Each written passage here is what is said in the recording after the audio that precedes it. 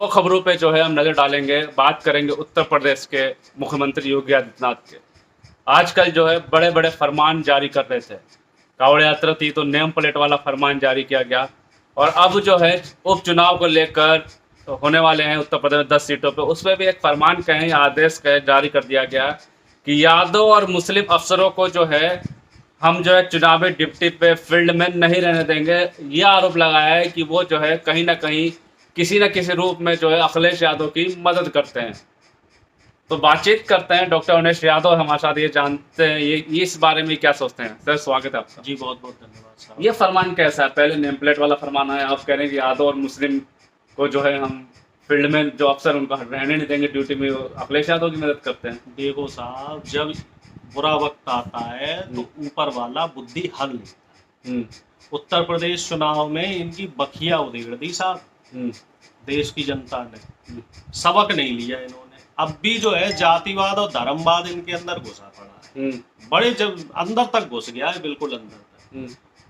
और ये 11 सीटों पे जो उपचुनाव हो रहे हैं, इसमें इन्हें उसका सबक मिल गया। आपको क्या लग रहा है, जनता को ये चीजें अच्छी लग रही हैं कि मुसलमान अधिकारी और यादव अधिकारी नहीं रहेगा?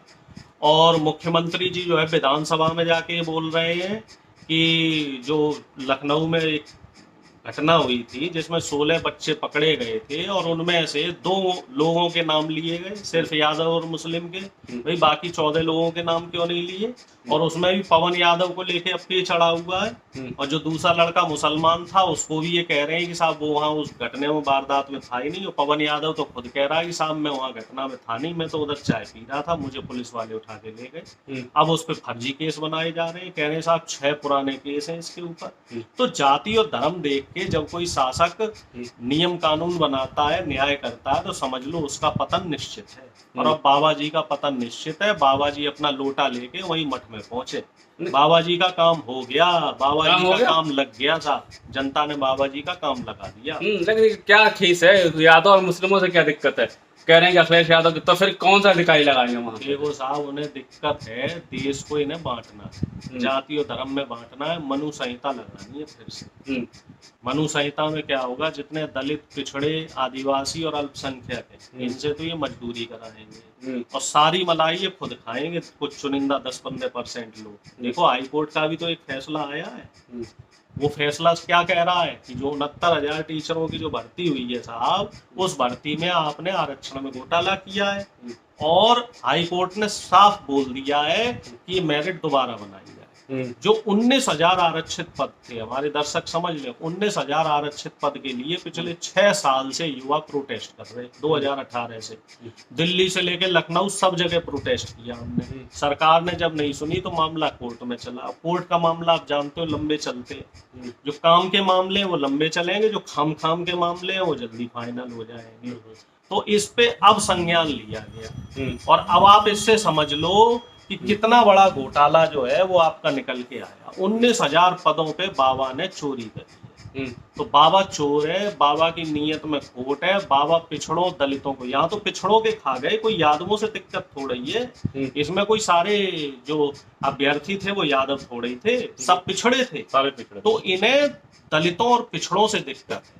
ये एनएफएस करते हैं, इंटरव्यू नॉट फाउंड सुइटेबल, और एनएफएस करने के बाद उन पद को जनरल में ले जाते हैं और दलित पिछड़ों के पद खा जाते हैं। अखिलेश यादव ये कह रहे हैं कि हमें कोई फर्क नहीं पड़ता, कुछ भी करें, हमें जो है हम अपने मुद्दे पे, पीडीए का मुद्दा, महंगाई और बेरोजगारी का मुद्दा लेकर जनता के पास जाएंगे और जनता वोट करेगी, हम प्रशासन वोट थोड़ी करेगा। देखो साहब, यूपी में पेपर लीक का मुद्दा ऐसा चला जो राहुल जी और अखिलेश जी ने उठाया, उसने बाबा की चूल्हे हिला दी, बाबा का कमंडल हिल गया। और वही मुद्दा हम कह रहे आगे चलेगा। संविधान का मुद्दा चल ही रहा है, आरक्षण का मुद्दा चल ही रहा है, इसकी काट बाबा जी के पास है नहीं। आप खूब यादव मुस्लिम कर लो, लेकिन जनता समझ रही है। हाथ कंगन को कहते हैं ना, आरसी क्या और पढ़े लिखे को फारसी क्या। आप अटकाओगे, भटकाओगे, लटकाओगे तो जनता अटकनी भटकनी नहीं है। सुपर 30 बनाई टीम के, चुनाव जीतेंगे, 10 की 10 सीटें जीतेंगे। तो इस सुपर 30 में क्या ये क्या प्लान था कि यादव मुस्लिम को हटा देगा? इनका कोई प्लान नहीं है साहब। इनकी बुद्धि ली है भगवान ने और इनका नाश होना है, आप देख लेना। बाकी अधिकारी क्या खुशी खुशी काम करेंगे? ये बताओ, जब मुसलमान और यादव अधिकारी जो है वो, उनको क्या आप थाने में बैठा के उनसे धनिया बिछवाओगे? फिर तो ऐसा कर दो ना, सब जितने मुसलमान और यादव अधिकारी हैं इनको सबको निकाल दो नौकरियों से, आप ही कर लो सारी नौकरियां, संविधान बदल दो ना सीधे सीधे। जो राहुल गांधी जी और अखिलेश यादव कह रहे थे बीजेपी संविधान बदलना चाह रही है, तो ये संविधान का हनन है कि नहीं है, आरक्षण का हनन है कि नहीं है। जब देश की सरकार ने और संविधान ने इन्हें नौकरी दी है तो आप इन्हें काम करने से क्यों रोक रहे हो? भाई एक आधा कोई करप्ट अधिकारी है और वो तो हर जाति में मिलेगा, उसको हटाओ। आप जाति देख के अगर इस तरह की व्यवस्था लागू करना चाह रहे हो तो ये किसी भी हद तक सही नहीं है। ये फैसला ऐसे तब से आना शुरू हुआ है जब बीच में चल रहा था कि अमित शाह जो है नाराज है योगी आदित्यनाथ से और ये कुर्सी जो है जाने वाली है। जब ये बीच में चल ही रहा था तभी नेम प्लेट वाला मुद्दा ला दिया और यादव मुस्लिम ला दिया। साहब वो बात है ना, खिसियानी बिल्ली खम्मा नोचे। अमित शाह और मोदी जी पे तो योगी जी का जोर नहीं चल रहा, और वैसे ही जो योगी जी पे मोदी जी का जोर नहीं चल रहा, तो इन दोनों की खींचतान में जनता का नुकसान कर रहे हो आप। किसे टारगेट बना रहे हो? यादव और मुस्लिम को। भैया आप अपना जो आपसी मसला है उसको निपटाओ, बैठ के बातचीत करो।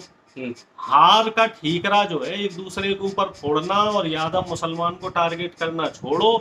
आप क्यों हारे हो उस पर ध्यान दो। आप जो जाति धर्म के नाम पे लिंचिंग कर रहे हो, भेदभाव कर रहे हो, इसे खत्म करो।